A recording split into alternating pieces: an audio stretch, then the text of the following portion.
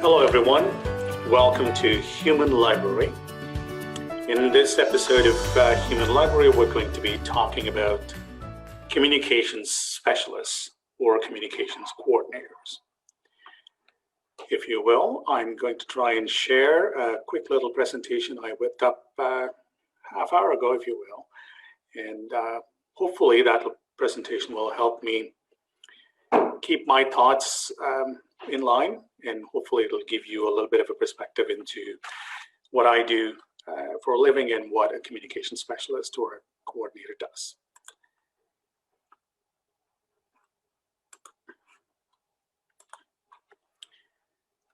You're probably looking at a PowerPoint presentation that says communication specialist. Who are they?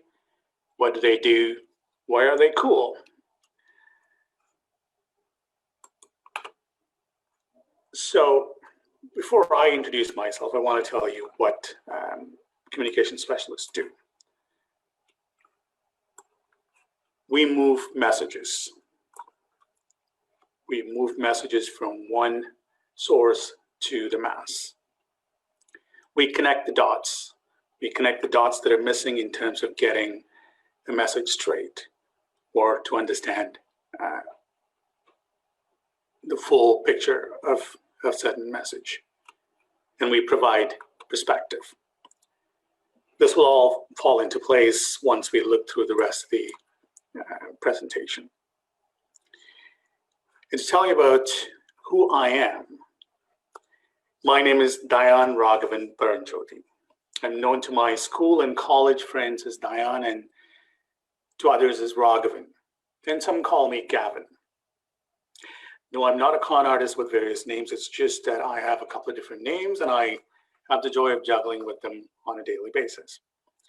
How these names are pronounced and spelled by various people that I meet on a daily basis sometimes would increase the number of names I would have.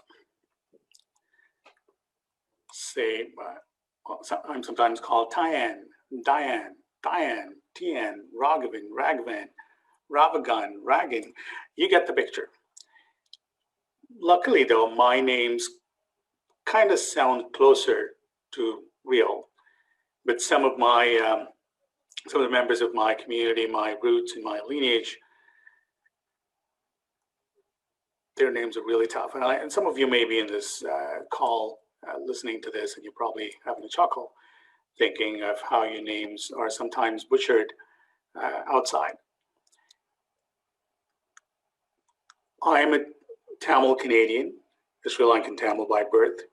I left Sri Lanka at the age of 9 due to civil war and lived in Tamil Nadu, South India for 9 years before moving to Canada. I'm a son of refugees and a first-generation Canadian. I'm also a bit of an eccentric in some situations. I love being in front of a large audience, and I enjoy speaking on the prompt. I think I'm funny most of the time, but I'll let you be the judge. I'm a vocal mental health advocate. Particularly, I'm interested in men's mental health.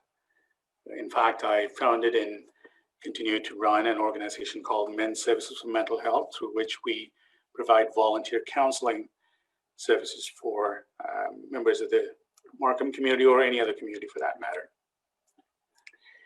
Occasionally, I can be serious about the task at hand, and hence I'm still employed. When I was younger, I had this invincible spirit about me and everything in life. I always described me as someone who would walk into a lion's den and negotiate with the lion, figuratively speaking, of course. Oh, I forgot my joke here. So when people call me all these names, I pull one of these. Hey, hello, are you looking for me? And then I tell them my name is Ragavan or Diane. But anyway, going back to what I was talking about, walking into a lion's den kind of thing. I was young. When I was young, I would attempt to do a lot of stuff like that. I would not be hesitant I did not have any inhibitions. 4 decades of life later, for better or worse, I'm more aware of the challenges of walking into a lion's den, figuratively and literally speaking. Some of you in this call may be able to relate to the younger me, meaning you're still up and energetic, ready to try anything new.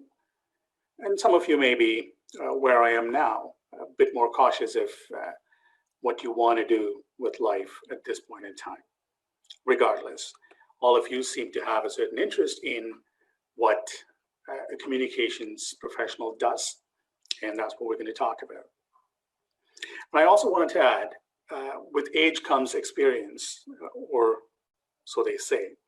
What I have found is that experience compounds with age. And this is one of the reasons why experience is given a lion's share of consideration at job interviews. Sellable experience, however, comes with trying new things. Venturing into something you've never done before gives you the best experiences that will shape life, provided we're able to look at the silver lining of any darkened cloud. Again, figuratively speaking. And of course, if you're looking at the silver lining of a darkened cloud, certainly gives you pleasure and perspective for life. The young Ragavan, me, when I was young, certainly dared to negotiate with the lions in many different situations. And I've done a lot of strange things, if you will, and I've learned quite a bit from them. We'll look at some of those later on in our conversation. But now to change gears and look at what is it that we really want to talk about today. We want to talk about what a communications specialist does and what I do in relation to that.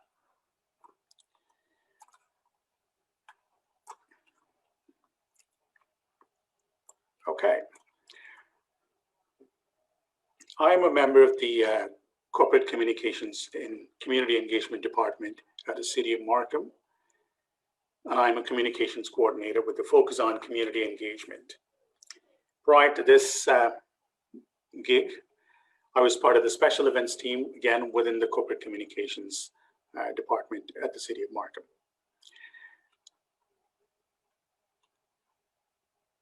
The City of Markham, as you know, is home to 350,000+ residents. And we're also considered one of the most diverse communities in Canada. It's a point of pride for the city staff, and a significant point that makes us provide or look for continuous ways to find innovation in reaching out to the community on our everyday communication needs. So who's a communications specialist? Or who's a communications coordinator?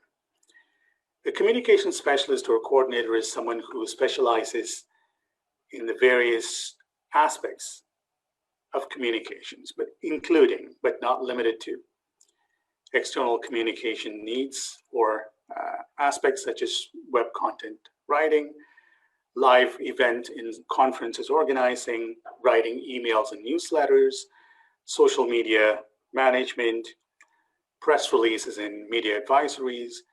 These are all part of external communication methods, and internal communication strategies include keeping your internet content updated, or writing content for your intranet, meaning a network that is shared within an organization just for the purposes of the staff and internal members of the organization. Of course, there are staff newsletters and team collaboration tools. Now, team collaboration tools could mean Skype for business, or it could mean WhatsApp. Again, this is not an exhaustive list, but this kind of gives you a sense for what a communication specialist or a coordinator does. These are some of the things that they focus on in their daily work routines.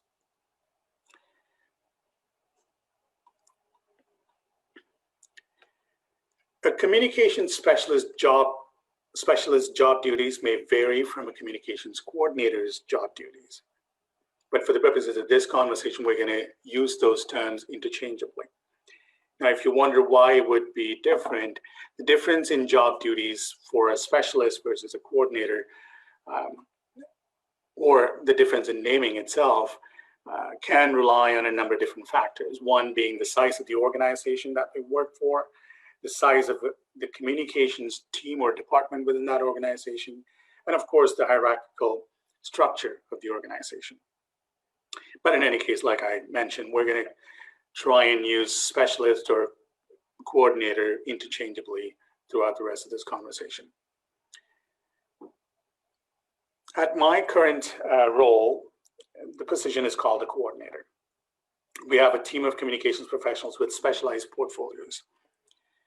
As you can see here, we've got a client advisory team, we've got special events team, we've got folks that specialize in social media, we've got folks who specialize strictly on graphic design, we've got folks who work on marketing and sponsorship, and we also have somebody who does community engagement, and that's my portfolio.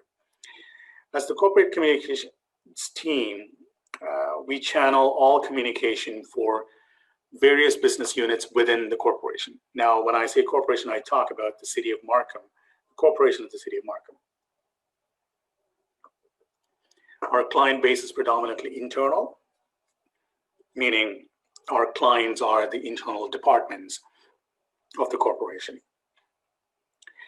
And our work really is to get the message that the internal department wants to communicate channeled through corporate communications to their stakeholders, namely the residents of the city of Markham. For example, the finance department is one of our clients. Say the finance department is coming up on a tax bill and they've made some changes.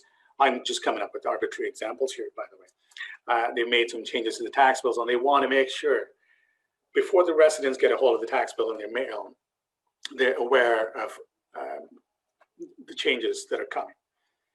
Now, this is to maintain a relationship with the community and to ensure that they are not surprised by what they're seeing.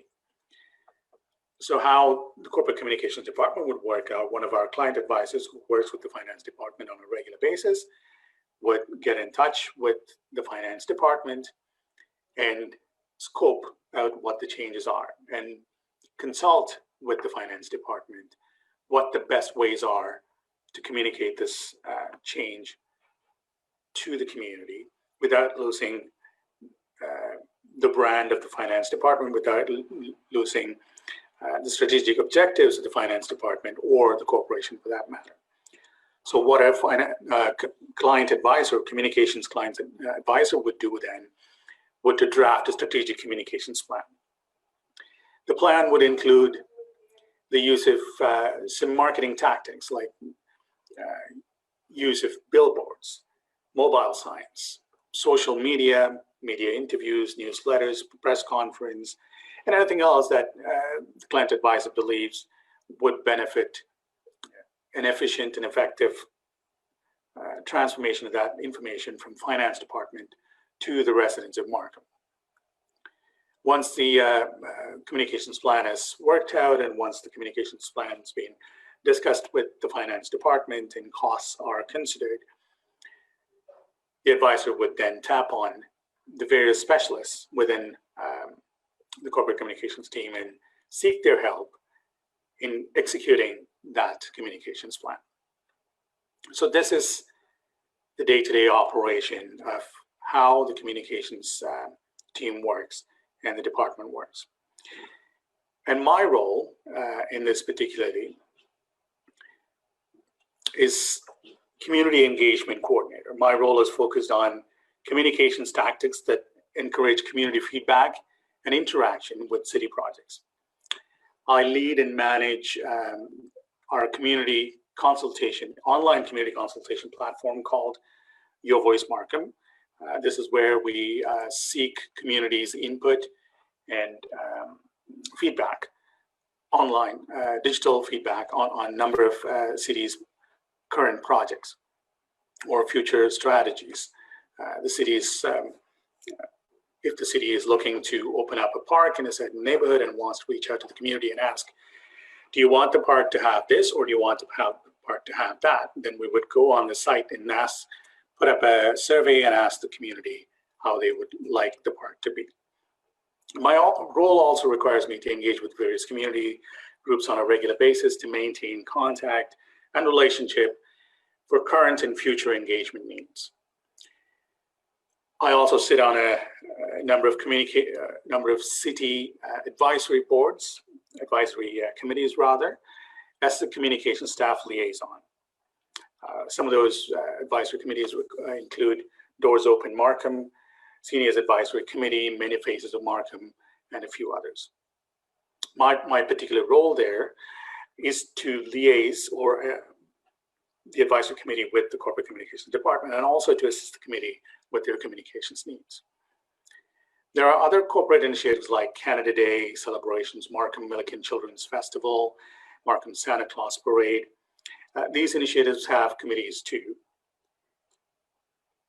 but the involvement of corporate communications becomes heavier in these committees because corporate communications eventually drives most of these events. And a lot of other departments in the corporation also get involved in citywide initiatives like those. My other job responsibilities also include some special events with a lens and an angle for community engagement. Some of those events include Black History Month celebrations or Pride Week celebrations and Indigenous History Month celebrations. I take a hybrid special events coordinator and community engagement coordinator role in these events. I hope this gives you a bit of a sense for what a communications coordinator does, or at least what I do in that particular role, and how my role kind of fits into the larger corporate communications team. The autonomy of my position or a communications coordinator or a specialist position could vary from organization to organization. For the most part, the duties and responsibilities remain the same. Now, let's look at why I became a communications coordinator. And I hope you're all still with me on this, because I wanted to. Again, I said I tried to be funny. I don't know if you're chuckling or if you're giving me the dead stare. I can't see any of you right now. So I'm going to think you're laughing and carry on.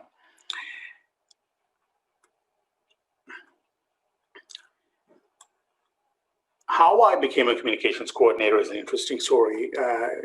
If you would care to listen, I'll try and give you a quick snap of it. So I did not become a communications coordinator by design. I did not go to school to become a communications coordinator. My route to this job was less planned than most of you aspiring folks that want to work in the communications field. During my younger days, my aspiration was to become a pilot. I went to Seneca College to do aviation and flight technology program. It was a very rigorous program. I survived 2 semesters and then didn't survive beyond that. I went and did a diploma program in computer programming and analysis again at Seneca, and then I did a certificate program in microcomputer accounting. As you can see, I've got a mixed bag of background in terms of education. And then I got a great job as a pension analyst in the financial industry. I lived the downtown life for about 6 years, working for Manulife Financial, Fidelity Investments, Ontario Pension Board, before wanting to pursue yet another passion of mine, which was broadcasting. I joined a newly launched ethnic radio station as a weekend radio host. I was not formally trained to be a radio host, but the hiring manager was nice enough to let me in. Again, it was a weekend radio host. It was a brand new radio station. No one was listening to it. So they probably figured, let's put this guy in and see what he can do. So my first radio show was called Radio Razzmatazz, which was a mixture of 80s and 90s music. And I would try to speak every now and then in between, sometimes successfully, sometimes still learning how to do it. This particular radio gig was at a media group that had a Tamil television. Like I said, I speak Tamil as another language, so I was more interested in what they had to offer in terms of that Tamil television. And it also had a multi-ethnic FM radio station, which is the radio I worked on, and they had several subsidiary radio operations. One thing led to another, and my willingness to try new things led to me becoming a television host. I took some formal training in radio broadcasting and television broadcasting at that point in time, and then I went on to produce about 150 episodes of a weekend 1-hour talk show called Crossroads on television. It was a panel discussion on intergenerational differences between the first generation immigrants and their second, third generation counterparts. My broadcast journey focused on community issues. I produced and hosted several of those community-based programming. And then I also had a little bit of an interest in politics, and I, again, produced a show called Face to Face. It's a 30-minute interview segment each week with a politician from a different level of government. You know, this journey brought me to meet with several politicians, including late Jack Layton, late Rob Ford, federal ministers of the Liberal and Conservative governments, and several provincial leaders and municipal politicians. The broadcast journey also provided me with several precious experiences. One thing that really comes to mind is I got the opportunity to travel on RCAF 01, which would be the equivalent to, what do they call it in the United States? Air Force One. It'll be the RCAF 01 is the Canadian Prime Minister's aircraft. I got to travel with the then Prime Minister, I think it was Stephen Harper, to cover APEC Summit in Singapore. I was able to also cover the bilateral visit between Canada and India. I was able to travel to India again on the Prime Minister's plane as part of his media delegation. I've been to Geneva to cover proceedings in the UN. I've been to Florida to cover some conferences. One of my biggest highlights was I broke a story as a journalist that kind of garnered some international attention. Not sure how many of you follow international stories. Again, for my pride, I'm just going to say it here. I asked a pointed question to the Canadian Prime Minister then, Stephen Harper, about the Commonwealth Summit in Sri Lanka. And his response to that was that he would boycott the summit in Sri Lanka. And that became an international story. What I'm trying to say is I had a very thrilling media life in that journalistic journey I had in the ethnic media circle before I left it. But the basis of it all was that I was loving communicating. It took me long to realize that I had the knack for communicating and that it was going to be my calling. I spent a lot of time standing in front of audiences at events, emceeing. I spent a lot of time writing to friends or chatting, and I type fast and I communicate my messages, I get cheeky, I do good with pun. All of that eventually helped me understand my calling was communicating. So ending an intense media life after several roles and positions and 14 years in it, here I am in a more streamlined communications role at the City of Markham. Now, you may have noticed that I stressed a little on, I forgot to scroll through this. Here are some pictures of me doing radio work. This was some on-site radio work. Here's me at a media roundtable, and I believe the person that I'm interviewing right now, in this photo, is the current Premier of Alberta, former Minister Jason Kenney.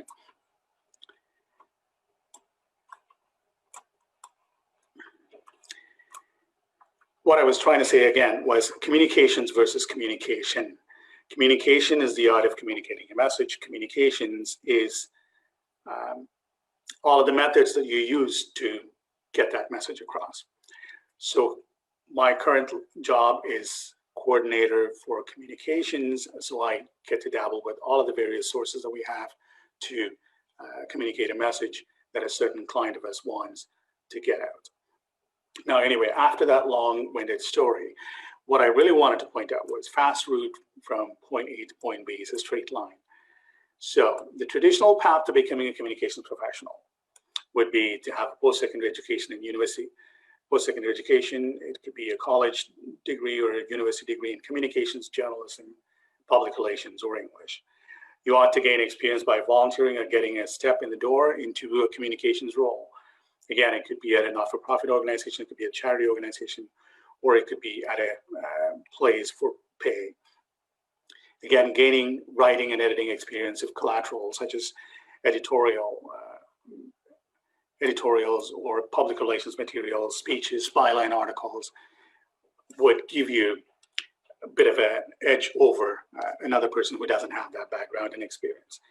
Gaining an understanding for graphic design and visual content creation is very, very important in today's market. That will kind of shape how you understand and best use social media.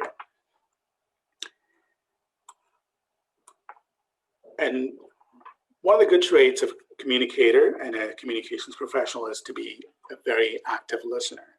Being an active listener does not just mean you listen to what a person is saying, taking notes and acting on it. It is also being able to read the room, read the surroundings, and listen to what a person is not saying so that you can respond to all of those things and get a better perspective for what is it that person is saying. I believe I've rambled on for nearly 30 minutes, though I really intended it to be 20 minutes. Thank you for